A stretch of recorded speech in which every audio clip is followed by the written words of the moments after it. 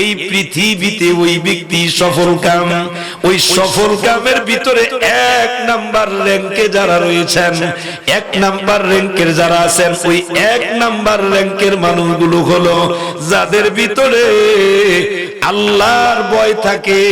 আল্লাহর ভয় থাকার কারণে অন্যায় কোনো কাজ করে না, অপরাধ করে না। একটু জোরে বলা যাবে কি সুবহানাল্লাহ? আর একটু জোরে বলুন আল্লাহু আকবার। রে মুসলমান বন্ধু, রাত্র অন্ধকার গভীর রজনীতে, ওই গভীর রজনীতে অমাবস্যার চাঁদ, হাত মেললে হাত দেখা যায় না, এমন অন্ধকার রাত্রিতেও আল্লাহকে ফাঁকি দেওয়ার কোন সুযোগ, এটাই হলো আল্লাহর ভয়। সুবহানাল্লাহটা জোরে বলেন। আমার মুসলমান বাবাজিরা, শুধু কিন্তু এটুকু নয়, ও বাবাজিরা, বন্ধুরা আমার, আল্লাহর ভয় কেমন ভয়? এই কনকনে শীতের রাত্রিতে ফজরের নামাজ যদি আপনি পড়েন না, সমাজের কোন মানুষ যদি আপনাকে জিজ্ঞেস করবে না, সমাজের কোন মানুষ যদি আপনাকে কিছু বলবে না, কিন্তু বাবাজিরা গো, এই কনকনে শীতের রাত ঘুম থেকে উঠে আপনি ফজরের নামাজ পড়েন, শুধুমাত্র কেবলমাত্র আল্লাহর ভয়ে, আল্লাহর ভয়ে ওই নামাজ পড়েন বিদায় আল্লাহ পাক রব্বুল আলামিন এত খুশি হয়ে যায় রে, ফেরেশতাগুলোকে ডেকে বলে, ও ফেরেশতারা, দেখো আমার এই বান্দা তৈরি করতেই তোমরা নিষেধ করেছিলে, কিন্তু তাকায়া দেখো রে, আমি আল্লাহকে তারা দেখে নাই, আমার জাহান্নামও দেখে নাই, কিন্তু আমি আল্লাহর ভয়ে এখন গুনার কাজ ছেড়ে দিয়ে আমি আল্লাহ পাক রব্বুল আলামিনের কুদরতি পায়ের মধ্যে সাজদা দেই। এই জন্য আমি আল্লাহ পাক রব্বুল আলামিন আমার ওই বান্দার বান্দির জীবনের গুনাহগুলো মাফ করে দিলাম। এই ভয়টা যখন আসে, একটা মানুষ পবিত্র হয়ে যায়। আল্লাহর ভয় যখন আসে, এই মানুষটাই আল্লাহওয়ালা হয়ে যায়। সুবহানাল্লাহটা জোরে বলেন। আর আল্লাহর ভয় যদি আসে না, আপনি যত বড় হন, আল্লাহর ভয় যদি আসে না, আপনার দ্বারা গুনার কাম, এটা আপনার কাছে গুনাই মনে হবে না। কথা বলেন ঠিক না বেঠিক? গুনাই মনে হবে না। কিন্তু আপনার ভিতরে যখন আল্লাহর ভয় থাকবে, তখন আপনি এই গুনার কাজ করতে পারবেন না, নেক কাজও ছাড়তে পারবেন না। নেক কাজের প্রতি আপনার মনটা তখন উৎসাহিত থাকবে, নেক কাজের সাথে আপনার হৃদয়টা জড়িত থাকবে। একটু জোরে বলুন সুবহানাল্লাহ। আর একটু জোরে বলুন আল্লাহু আকবার। রে মুসলমান বন্ধু, রাদিয়াল্লাহু তাআলা, উনার কলিজার ভিতরে আল্লাহর কেমন ভয় ছিল রে, যেই ভয় থাকার কারণে আমার মুসলমান বন্ধুরা, উনার উপরে উমাইয়া ইবনে খালদ এত নির্যাতন করেছে, এত জুলুম করেছেন, কিন্তু সকল জুলুমগুলো উনি সহ্য করেছেন। শুধু বলেছেন কুল হুয়াল্লাহু আহাদ। একটু জোরে বলা যাবে কি সুবহানাল্লাহ?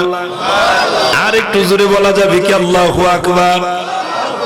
আমার মুসলমান বাবাজিরা, উত্তপ্ত বালু, ওই উত্তপ্ত বালু, গরম বালু, ওই বালুর উপরে পোশাক নাই, শরীরের মধ্যে পোশাক নাই, এমত অবস্থায় উনার শরীরের মধ্যে চাবুক দিয়ে আঘাত করা হয়। এক একটা আঘাতের কারণে বাবাজিরা গো, হযরতে বেলাল রাদিয়াল্লাহু তাআলা শরীর থেকে চামড়া ভেদ করে রক্ত যখন বাইর হয়, ওই অবস্থায় শুধু ছেড়ে দেয় এতটুকুই নয়, ওই জায়গার মধ্যে ছেড়ে দিয়া বুকের উপরে আবার পাথর চাপা দিয়ে বলে, বেলাল রে, এখনো সময় আছে, ইসলাম ছেড়ে দে, রাসূল ছেড়ে দে, আর তোর উপরে কোনো নির্যাতন হবে না। হযরতে বেলাল রাদিয়াল্লাহু তাআলা ডেকে বলেন, রে উমাইয়া ইবনে খালদ, বেঈমান কাফেররা জেনে রাখিও, আমি বেলাল পৃথিবী ছাড়তে পারি, কিন্তু আমি আমার রব ছাড়তে পারি না।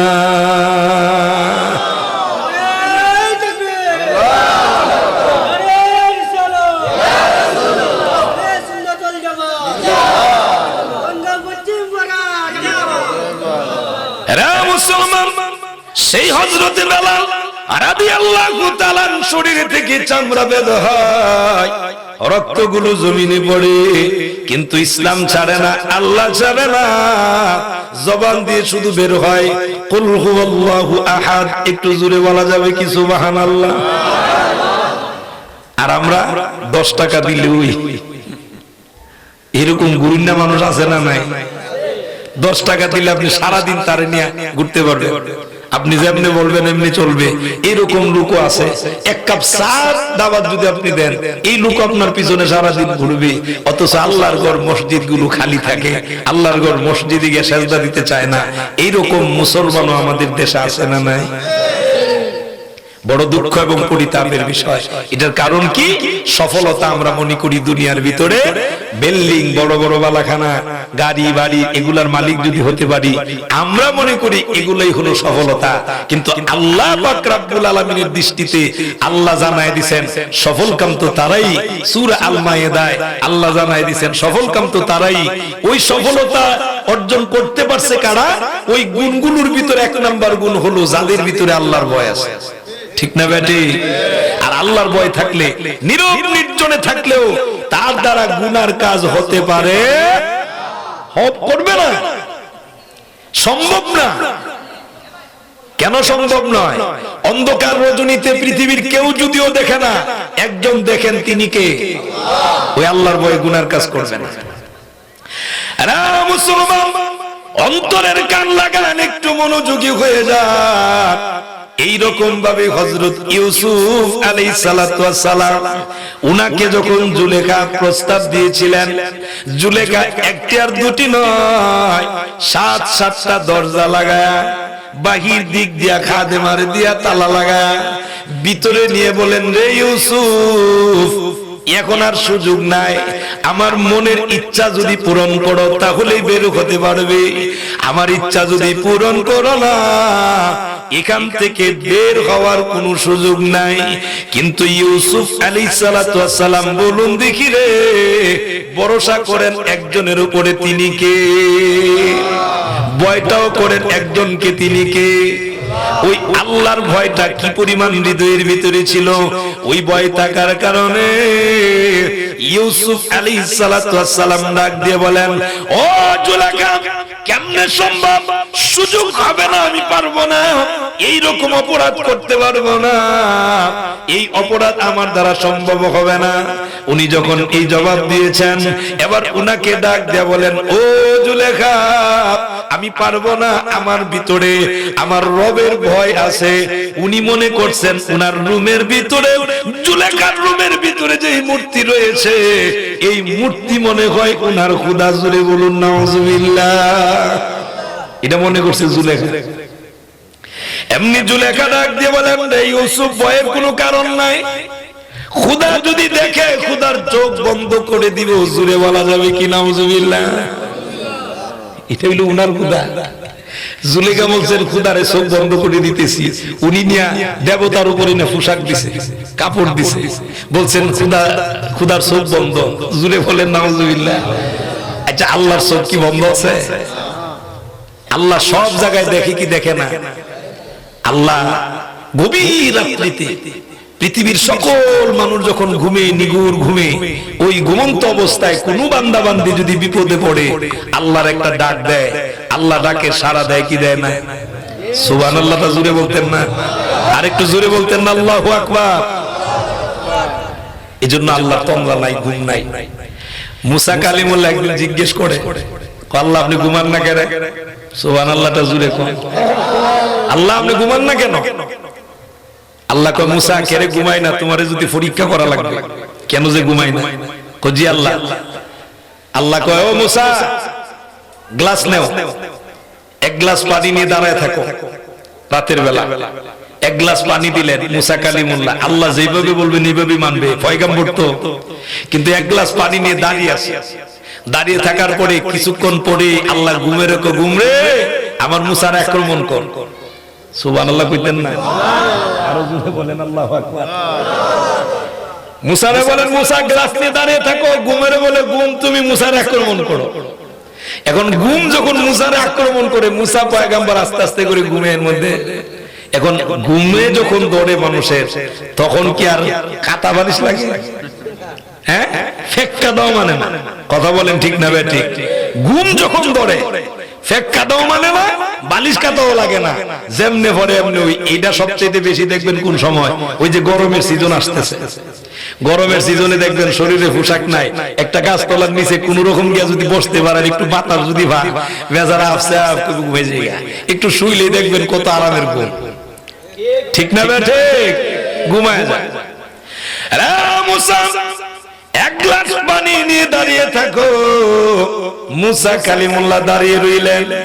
আমার মুসলমান বাবাজিরা গো, হঠাৎ ঘুমে যখন ওনাকে আক্রমণ করেছে, এবার ওনার হাত থেকে যখন গ্লাস পড়ে যায়, গ্লাস যখন ভেঙে যায়, আল্লাহ ডাক দিয়ে জিজ্ঞেস করে, মুসা গ্লাস ভাঙলো কেন? সুবহানাল্লাহটা জুড়ে বলেন। মুসা কয়, আল্লাহ গ্লাস ভাঙার কারণ হলো আমার ঘুমে আক্রমণ করছে, ঘুমের কারণে আমি আর গ্লাস ধরে রাখতে পারছি। এখন আল্লাহ জবাব দেয়, মুসা রে, আমি আল্লাহ যদি ঘুমায় যায়, আমার আসমান ভেঙ্গে টুকরা টুকরা হয়ে যাবে। ঠিক কি না? শুধু কিন্তু এটুকু নয় রে মুসলমান, ওই শেরপুর পয়েন্ট থেকে যদি কোনো মানুষ ওই রাত্রি বেলাতে সিলেটের নাইট ক্রুজের মধ্যে যদি আরামে ঘুমাইবার লাগে উঠটা কজে না, রাত্রের গাড়িতে যাবো, উঠবো সিটের মধ্যে উঠটা আপনার সিটটারে ভাঙ্গা দিয়া এবার যারা ঠিক মতে বিসমিল্লাহির রহমানির রহিম করে ঘুমাই যাবে। এখন ড্রাইভার যিনি, উনি ঘুমাইবনি? সব মানুষের যদি ডাক দেয়া বলে যে তোমরা একটু সজাগ থাকো, তোমরা তো অনেকক্ষণ ঘুমাইছো, এখন কিছুটা সময় তোমরা সজাগ থাকো, আমি একটু ঘুমাই, গাড়ি যাইবনি? গাড়ি যাইবো? যাইতো না এমন না, যাইবো? যাইবো তো, রোডে যাইতো না, অ্যাক্সিডেন্ট হইব, সব শেষ হয়ে যাইব। আল্লাহ ডাক দে বলে, মুসা রে, আমি আল্লাহ যদি ঘুমায়া যাই, আসমান ভেঙ্গে যাবে। আর ওই গভীর রাত্রিতে অনেক বান্দা বান্দি বিপদে পড়ে থাকে। ওই বিপদের সময় আমি আল্লাহকে যখন ডাক দেই, আমি আল্লাহ পাক রব্বুল আলামিন যদি ঘুমায় যায়, কে ডাকের সাড়া দিবে? কথা বলেন ঠিক না বেঠি? এজন্য আল্লাহ ঘুমায় না। সুবহানাল্লাহটা জুড়ে কর। আর সে আল্লাহর ভয়টা যদি ভিতরে থাকে, আল্লাহ হেফাজত করেন, গভীর বিপদ থেকে আল্লাহ হেফাজত করেন। কথা বলেন ঠিক না বেঠি? আল্লাহু খায়রুল মাকিরিন। আল্লাহ হলেন উত্তম পরিকল্পনাকারী। কিন্তু আমরা আল্লাহর পরিকল্পনাটা বুঝি না। আমরা মনে করি আমাদের পরিকল্পনার মধ্যে যদি একটু ভেজাল লাগে, আমরা মনে করি আল্লাহ মনে হয় আমাদের দিকে তাকাইছে না। নাউজুবিল্লাহ জুড়ে বলেন। এরকম অনেক সময় আমাদের হয়, একটু বিপদে পড়লেই বলি, আল্লাহ তুমি আমার একটা বিপদ ভালাইলা, কিন্তু আল্লাহ আপনারে আমারে বিপদ দিল, এই বিপদের ভিতরে কল্যাণ আছে না নাই? সুবহানাল্লাহটা জুড়ে বলেন। এটা বুঝতে হবে। আল্লাহ যাদেরকে ভালোবাসেন, অনেক সময় তার পাটারে ভাঙ্গা ঘরের ভিতরে বন্দি রাখেন। কেন? এই বান্দারে দিয়ে আল্লাহ গুনার কাজ করাইতো না। সুবহানাল্লাহটা জুড়ে কর। আর এই পা ভাঙ্গা অবস্থায় ঘরের ভিতরে বসে বসে আল্লাহর জিকির করবে, তখন সময় আল্লাহরে বেশি ডাকবে। কিন্তু এটা আমরা হয়তো অনেক সময় বুঝি না। আমরা মনে করি আমাদের তো বড় বিপদ হয়ে আসে। এজন্য দোয়াতে মুনাজাতে এরকম বলা যে, আল্লাহ আপনি যদি মনে করেন আমার এই রোগ, আমার এই অসুস্থতা কল্যাণকর, আপনি আমার ধৈর্য ধরার তৌফিক দিবেন। আর যদি আপনি মনে করেন এই রোগটা আমার জন্য অকল্যাণকর, আপনি আমার এই রোগ থেকে সেবা দান করবেন। সুবহানাল্লাহটা জোরে করেন। কিন্তু আমরা এই দোয়া করিনি। আমরা এই দোয়া করি না, বরং কেমনে তাড়াতাড়ি সুস্থ হয়ে যেতাম গা। এই অসুস্থতার ভিতরেও আল্লাহ পাক রব্বুল আলামিনের ভালোবাসা আছে না নাই? সুবহানাল্লাহটা জুড়ে বলেন। কষ্ট হইতেছে আপনাদের? মুসলমান, ইউসুফ আলাইহিস সালাতু ওয়াস সালাম এবার জুলেখাকে ডাক দিয়ে বলে, ও জুলেখা, আপনি যার চেহারা ঘুরে দিয়েছেন উনি খোদা নয়, যিনি আল্লাহ। একটু জোরে বলা যাবে কি সুবহানাল্লাহ? একটি আর দুটি নয়, এই 7-7টা দরজাও যদি লাগায় দেওয়া হয়, উপর দিক দিয়া যদি কোনো ছিদ্র থাকে না, এই সকল কিছুর আবরণের ভিতর উনি দেখেন, উনি হলেন আমার আল্লাহ, উনি হলেন আমার রব। আমি পারবো না, এই গুনার কাজ আমার দ্বারা সম্ভব হবে না। উনি যখন গুনার কাজ করবে না, রে মুসলমান বন্ধু, ইউসুফ আলাইহিস সালাতু ওয়াস সালাম আল্লাহর ভয় থাকার কারণে আল্লাহরে ডাক দিয়ে বলেন, প্রভু আমার দায়িত্ব হলো এখান থেকে আমি দৌড় দেওয়া, বাহির করার কাজটা হলো আপনি রবের। একটু জোরে বলুন সুবহানাল্লাহ। এটা তো তখনই সম্ভব যখন আল্লাহর ভয় থাকে, ঠিক না? আর আমরা এমন মসজিদ থেকে যদি মনে করেন এশারের নামাজ পড়ে বাইরে রাস্তার যদি 100 টিকা দুইটা দেখা যায়, ডাইনে বামে যায়, কই ঘুরি মন আল্লাহ দিছি রে, কথা বলে এরকম মুসল্লি আছে না? নেই? 200 টিকা নোট দেখলাম, 500 টিকা দেখলো তোর উপায় নাই। আমি শায়েস্তাগঞ্জের রেল পার্কিং এ গেছি বিকাল বেলা হাঁটতে, অনেক বছর আগের কথা বললাম। তো হাঁটতে গেছি বলে এক লোকে আস্তে আস্তে করে দেখলাম একটা নোট পড়া, তো নোটটা পড়া ওই লোকটা আস্তে আস্তে করে জুতাটারে নোটটার উপরে নিয়ে দিছে, নোটটার উপরে দিয়া তো ডাইনে বামে তাকায় রয়েছে, দাঁড়ায় রয়েছে। তা আমি ফলো করতেছি রে, লোকটা মনে টাকাটা উঠাই, আমার নজরটা ওই লোকটার দিকে গেছে, আমিও দাঁড়াই রয়েছি দেখি কি করে। আস্তে আস্তে লোকটা এরকম পাটারে খাই যাইতেছে, খাই যাইতে নিচে গেছে, খাই যাইতে নিচে যাওয়া মানে ওই টাকাটা নিব, জুতার কাছে গিয়া আস্তে করে টাকাটা সে আস্তে করে নিছে। এরকম লোক আমাদের সমাজে আছে না নাই? বড় দুঃখ লাগে ভাই। ঈমানটা কোথায় আছে আমাদের? ঈমান কোন জায়গায় আছে? আল্লাহর ভয়টা কোথায় আছে? আচ্ছা বলেন, যে লোকটা পাক হাজ্জানির ভাব দইরা টাকাটা উঠাইছে, এটা কি আল্লাহ দেখছে না? দেখছে কিনা? এটা তো ধরেন ফরা টাকা উঠাইছে, এমনও তো লোক আছে ডাকাতি করে, কথা কয় না, আছে না নাই? আল্লাহর ভয় থাকলে করতে পারতো? করতো না। আল্লাহর ভয়টা নাই। এরা মুসলমান, ইউসুফ আলাইহিস সালাতু ওয়াস সালাম আল্লাহর উপরে ভরসা করে আল্লাহর ভয়ে উনি যখন দৌড় দেওয়া শুরু করে দিলেন, দৌড় দিতে দেরি আল্লাহ পাক রব্বুল আলামিন এক এক করে 7টা দরজা আল্লাহ খুলে দিয়েছে। এটা জুলেখা মানে বুঝতে পারেন ইউসুফ আলাইহিস সালাতু ওয়াস সালাম আল্লাহর পয়গাম্বর, 7টা দরজা যখন খুলে গেছে, এ বাবাজিরা বন্ধুরা আমার, জুলেখা পিছন দিক দিয়া যখন ওনাকে টান দিয়া ধরেছিল, জামা ধরেছেন, পিছন দিক দিয়া জামা ধরছেন, এই জামা ছিঁড়ে গেছে। আমাদের দেশের কোন যুবক যদি হইতো, আমরা যে চরিত্র বাবা রে বাবা, কথা কয় না, আরে আরো জোরে বলেন না, ঠিক না না ঠিক? রাস্তায় একজন পাগলনি, এই পাগলনিটাও দেশের যুবকদের কাছে নিরাপদ নয়। কেন? আল্লাহর ভয় নাই, আল্লাহর ভয় নাই। আল্লাহ হলে রাস্তার পাগলনি কেমনে প্রেগনেন্ট হয়? কোথায় ভয় আছে? আপনার ভিতরে তো আল্লাহর ভয় নাই। একজন পাগল মানুষ, এই পাগল মানুষের তো কোনো হিসাব কিতাব নাই, তার কোনো বিচার নাই। কেন নাই? আল্লাহর আইন থেকে তাকে আলাদা করা হয়েছে। সুবহানাল্লাহটা জোরে বলেন। একজন পাগলের উপরে নামাজ ফরজ না। মস্তিষ্ক বিকৃতি হয় বিদায় রাস্তায় পড়ে থাকে, কোথায় পড়ে আছে সে নিজেও জানে না, খাবারের খবর নাই, কিচ্ছু জানের খবর নাই, পোশাক শরীরে আছে কি নাই এটার খবর নাই। আর মানুষ কত নিকৃষ্ট, কত নিকৃষ্ট, আল্লাহর ভয়টা না থাকার কারণে কত বড় নিকৃষ্ট। এরকম রাস্তা একজন পাগলির সাথেও এই অপকর্মে লিপ্ত হয়। আল্লাহর ভয় থাকলে কি হইতো? এই আল্লাহর ভয়টা থাকার দরকার আছে না নাই? আল্লাহর ভয়টা থাকা দরকার। 1 নাম্বার গুণের কথা বলছি বাবাজিরা। 2 নাম্বার, আপনি যে মাধ্যম খুঁজবেন, মাধ্যম। 2 নাম্বার কি? মাধ্যম। আপনি যে ওসিলাটা খুঁজবেন, সেই মাধ্যমের কথা একটু বলি, একটু জোরে বলুন সুবহানাল্লাহ। রা মুসলমান লক্ষ্য করেন, বুখারী মুসলিমের হাদিস থেকে আমি আপনাদেরকে শোনাই। মেশকাত শরীফে উল্লেখ করা হয়েছে বাবাজিরা গো, ও আমার মুসলমান, তিনজন বন্ধু বের হলেন। কয়জন বন্ধু? তিনজন পথিক বন্ধু বের হলেন, সফররত অবস্থায় বের হলেন। বাবাজিরা রে, বের হওয়ার পরে ঝড় তুফানে আক্রমণ করেছেন। এত বিশাল ঝড় হলো, ওই ঝড়ের কবলে পড়ে তিনজন মানুষ একটা পাহাড়ের মধ্যে গিয়া গুহার ভিতরে প্রবেশ করলেন। যে গুহার ভিতরে প্রবেশ করেছে, গুহার ভিতরে যাওয়ার পরে আল্লাহ পাক রব্বুল আলামিনের হুকুমে ওই গুহার উপরে একটা পাথর এসে পড়ে গেছে। গুহার ভিতর থেকে বাহির হওয়ার কোনো সুযোগ আল্লাহ পাক রব্বুল আলামিন পাথরটা ছেড়ে দিয়েছেন।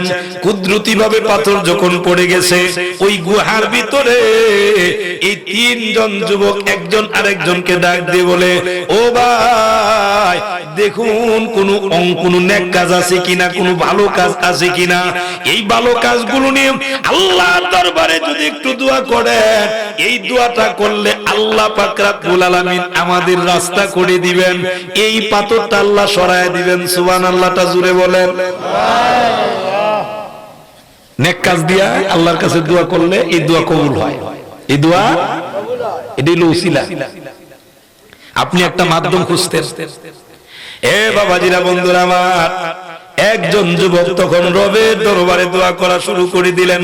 প্রভু, আমি আপনার কাছে দরখাস্ত দেই, আমার জীবনে যদি কোনো কাজ যদি আপনি কবুল নাও করেন, একটা ইবাদত আল্লাহ আমি জানি এটা কেবলমাত্র শুধুমাত্র আপনার ভয়ে করেছি।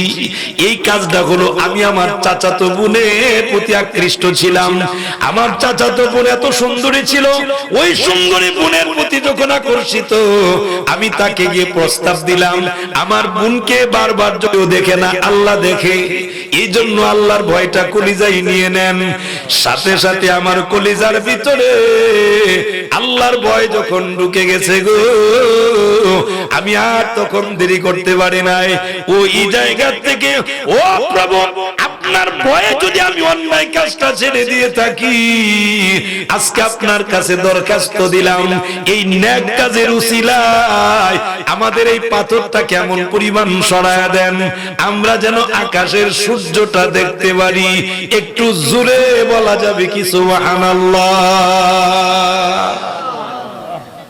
দোয়া আল্লাহ কবুল করছে, দোয়া আল্লাহ কবুল করছে। এক হইল উসিলা, দ্বিতীয় হইল আল্লাহর ভয়। ঠিক কিনা? আল্লাহর ভয় থাকার কারণে সে অন্যায় কাজটা করে নাই। এখানে আল্লাহ এই কথাটাই বলছেন, অন্যায় কাজ থেকে আপনি যখন বাঁচতে পারবেন, এটা হলো আল্লাহর ভয়। সুবহানাল্লাহটা জুড়ে বলেন। আচ্ছা, এটা চাইবে সব জান্নাতের ভিতরে দিবে। সুবহানাল্লাহটা জুড়ে করে। ইয়া আইয়াতুহান নাফসুল মুতমাইন্নাহ ইরজিই ইলা রাব্বিকি রাদিয়াতাম মারদিয়াহ ফাদখুলি ফি ইবাদি ওয়াদখুলি জান্নাতি।